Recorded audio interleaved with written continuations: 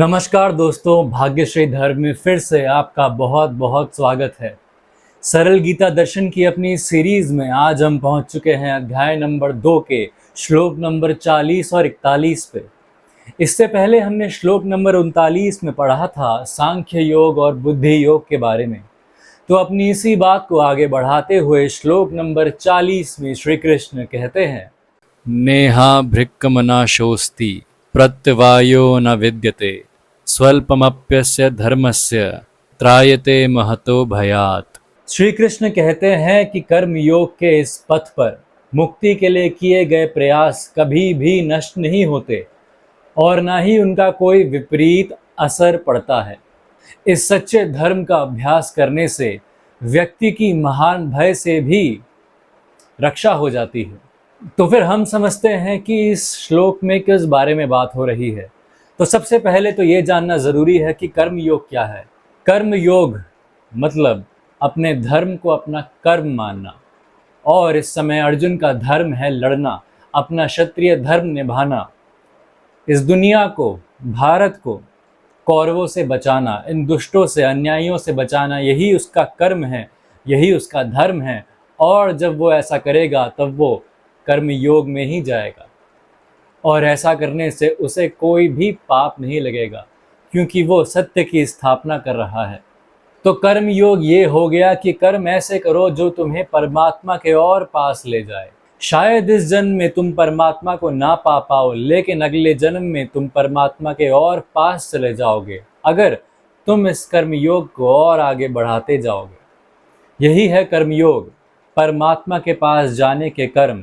ऐसे कर्म जिससे किसी को दुख नहीं होता, जिससे कोई पाप नहीं होता, बल्कि जिन कर्मों से इस दुनिया की, इस सृष्टि की भलाई होती है, जो आपके धर्म के अनुकूल है। और धर्म यहाँ पे सिर्फ आपका रिलीजन नहीं है, धर्म यहाँ पे है आपका कर्म। आपको अपनी स्थिति के अनुसार क्या करना चाहिए, what is the best possible action for you.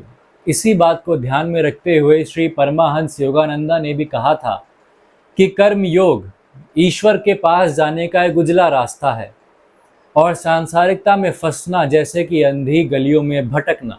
जो लोग कर्म योग करते हैं वो पापों की बारिश में उनके लिए एक छाते के समान काम करता है, उन्हें पापों से बचा के रखता है, जो स्वतः ही उनके ऊपर गिर जाएंगे अगर वो अपना धर्म ना पहचाने, अगर वो क्या करना है ये ना पहचान पाए, क्या सही कर्म है वो ना पहचान पाए। और ये बात भी समझनी होगी कि कर्म योग करने के लाभ मनोवैज्ञानिक भी होते हैं, क्योंकि जब हम अच्छे कर्म करते हैं, जब हमारे अंदर अच्छे विचार उत्पन्न होते हैं, जब हम पापों से दूर रहते हैं, तो हमारा जो मस्तिष्क है, उसके जो विचार हैं, उसकी जो सोच है, वो भी ईश्वर के प्रति जागरूक रहती है। वो सोच भी हमें बचा लेती है कई सारे पापों से, कई सारे ऐसे कर्मों से जिससे हमारा जीवन और भी ज़्यादा खराब हो सकता है। मतलब स्वर्ग, नरक, ये सब तो बहुत बड़ी बातें हैं, दूर की बातें हैं, लेकिन अगर हमारे मन, हमारा विचार ही खराब हो जाए तो फिर हमें बुरे कर्म करने से रोक नहीं सकता। और आपको ये पता ही होगा कि बुरे कर्मों का नतीजा, जो आखिरी परिणाम है, वो कभी भी भला नहीं हो सकता।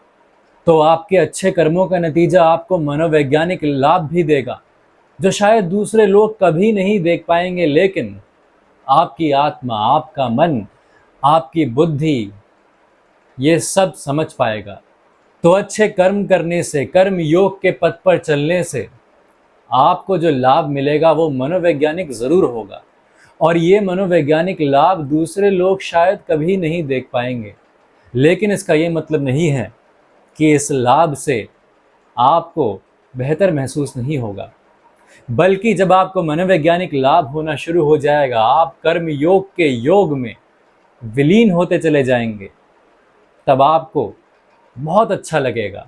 तब आपके मस्तिष्क में जो विचार आएंगे, जो आपकी सोच बनेगी, वो आपको एक खुशहाल, एक प्रसन्न जीवन जीने में बहुत सहायता करेगी। तो और श्री कृष्ण के अनुसार ये बात भी सच है कि जो कर्म योग के कर्म हैं, जो इस पथ पर किए गए कर्म हैं, वो कभी भी नष्ट नहीं होंगे।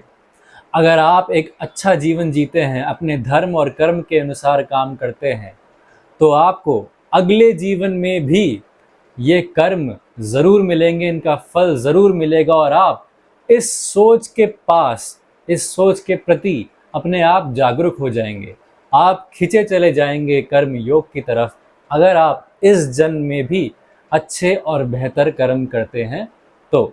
एक और बात श्री कृष्ण ने कही है कि कर्म योग के जो फल होते हैं वो कभी भी विपरीत नहीं होते।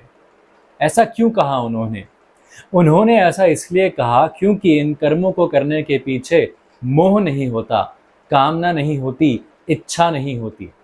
जब बिना मोह, कामना, लालच के कर्म किया जाए तो उनके जो फल हैं वो विपरीत नहीं होंगे और वो आपको अच्छा ही फल देंगे। इसीलिए श्री कृष्ण ने कहा है कि कर्म योग के पथ पे जो चलता है उसको विपरीत फल नहीं मिलते। साथ ही साथ उन्होंने ये भी कहा कि जो कर्म योग के पथ पर चलता है उसको महान भय से भी मुक्ति मिल जाती है। तो अब ये महान भय क्या है? बहुत ही आसान है समझना। महान भय है मौत का भय, मृत्यु का भय। तो जो इंसान कर्म योग के पथ पर चल रहा है, जो धीरे धीरे ईश्वर के करीब पहुंच रहा है, उस इंसान के अंदर से मरने का भय स्वतः ही खत्म होते जाता है धीरे धीरे, क्योंकि उसको पता है कि इस जीवन का अंत ही हर चीज का अंत नहीं है। इस जीवन के अंत के बाद भी ये जो आत्मा है, ये जो ऊर्जा है मेरे अंदर परम पिता परमेश्वर की, उस भगवान की, आप चाहे नाम कोई भी दे दें, वो ऊर्जा कभी भी खत्म नहीं होगी। वो ऊर्जा बस बदल जाएगी और फिर शायद कहीं पर, किसी ज़माने में, किसी दुनिया में, किसी देश में वो आत्मा फिर से एक शरीर धारण कर लेगी और अपने पथ पर आगे बढ़ते जाएगी, कर्म योग के पथ पर आगे बढ़ती जाएगी निसंदेह। इसीलिए जिस इंसान के पास इतने आगे की सोच आ जाए, वो इस जन्म की मृत्यु से घबराना बंद कर देता है। और ये बात तो सच है कि जिसके अंदर मृत्यु का डर ना हो, जिसके अंदर ये खौफ खत्म हो जाए, वो इंसान बिना डरे अपनी भी और दूसरों की भी सहायता करता है। वो इंसान ईश्वर के बताए गए मार्ग पर चलता है, अपना और अपने आसपास के सभी लोगों का भला करता है जितना हो सके। तो इसी बात के साथ अब हम चलते हैं श्लोक नंबर 41 पर। व्यवसायात्मिका बुद्धिहीर एकेहा कुरनंदना बहुशाखा ह्यनंताश्च बुद्धयो व्यवसाय नाम। श्री कृष्ण कहते हैं कि हे कुरुनंदन, इस कर्म योग में जो आंतरिक दृढ़ निश्चय होता है वो एक ही होता है, पूर्ण रूप से लक्ष्य पर केंद्रित। जबकि जो अनिश्चित मन होता है उसके तर्क भी अनंत होते हैं और विभिन्न प्रकार के होते हैं। यहाँ पर श्री कृष्ण ने अर्जुन को कुरुनंदन कहा है, मतलब कुरु वंश का गौरव। तो पांडव और कौरवों के जो पूर्वज थे वो कुरु थे, तो स्वाभाविक सी बात है कि अर्जुन को कुरुनंदन कहा है, क्योंकि वो पांडवों और कौरवों में सर्वश्रेष्ठ माना गया है। श्री कृष्ण ने इस श्लोक में कहा है कि जो योगी होता है, जो कर्म योगी होता है, वो अपना मन केंद्रित रखता है ईश्वर के ऊपर। लेकिन जो बाकी मनुष्य होते हैं वो अपना ध्यान और अपनी शक्ति अंतहीन रास्तों पर, अंतहीन तरह की चीज़ें करते हुए नष्ट कर देते हैं, क्योंकि वो रास्ते कहीं ले जाते ही नहीं। जो रास्ता ईश्वर से अलग है वो रास्ता आगे जाके अंधा बन जाता है और शायद खत्म भी हो जाता है, वो रास्ता आगे कहीं नहीं जाता। इसीलिए जो लोग कर्म योग में विश्वास नहीं रखते वो अनंत प्रकार के काम करते रहते हैं, अनंत प्रकार की चीज़ों में ध्यान लगाते हैं, अनंत प्रकार की चीज़ों में अपनी शक्तियाँ लगाते हैं, अपने एफर्ट लगाते हैं, जिससे उन्हें शायद कुछ भी हासिल नहीं होता। तो यहाँ पे श्री कृष्ण ने सीधा सीधा एक ध्यानी व्यक्ति और एक चंचल मन के व्यक्ति के बीच का अंतर बता दिया है कि जो ध्यानी व्यक्ति होता है उसका दृढ़ निश्चय पूर्णतः अपने लक्ष्य के ऊपर होता है, वो भटकता नहीं। लेकिन जो चंचल मन का होता है वो विभिन्न तरह की चीज़ों पर अपना ध्यान, अपनी शक्ति गंवारा करता रहता है, जिससे उसे अंत में तो ईश्वर के पास ही जाना है, लेकिन उसका समय बहुत सारा बर्बाद हो जाता है। और ये ईश्वर भी मानते हैं कि इस शरीर में इस आत्मा का जो समय है वो निश्चित है, वो अनंत नहीं है, तो इसे बर्बाद ना किया जाए तो ही बेहतर है। यहाँ पे हमें ये भी समझना पड़ेगा कि ईश्वर को ढूंढने वाले भी कई तरह के होते हैं। कुछ लोग ये बात समझ जाते हैं कि कर्म योग कितना ज़रूरी है, कितना महत्वपूर्ण है, और कर्म योग से ईश्वर तक पहुँचना कितना सरल हो जाता है। तो वो लोग ईश्वर पर ध्यान केंद्रित करके कर्म योग के हिसाब से अपना कर्म करते हैं और इसी पथ पर चलते रहते हैं। लेकिन कुछ लोग ऐसे भी होते हैं जो आध्यात्मिकता के नाम पे, स्पिरिचुअलिटी के नाम पे और ईश्वर को पाने के अनंत रास्तों के नाम पे कई जगह भटकते रहते हैं, कई जगह अपना समय, अपनी शक्ति व्यर्थ कर देते हैं। तो ऐसे भी कई सारे लोग होते हैं। अंततः उन्हें भी समझ में आ जाता है कि कर्म योग कितना ज़रूरी है और बाकी रास्तों के बजाय ईश्वर तक जल्दी पहुंच जाएंगे। योग का रास्ता, कर्म योग का रास्ता, बंधनों को काटने वाला रास्ता, कर्मों के फलों को काटने वाला रास्ता, यही रास्ता आपको सबसे आसानी से, सबसे सीधे तरीके से, सबसे सरलता से ईश्वर तक लेके जाएगा। ये बात समझना मुश्किल नहीं है।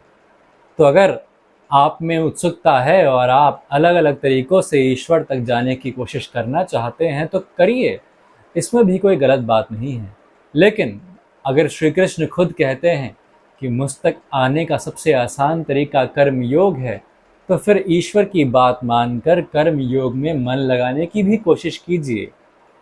आपको अपना जवाब धीरे धीरे मिलना शुरू हो जाएगा।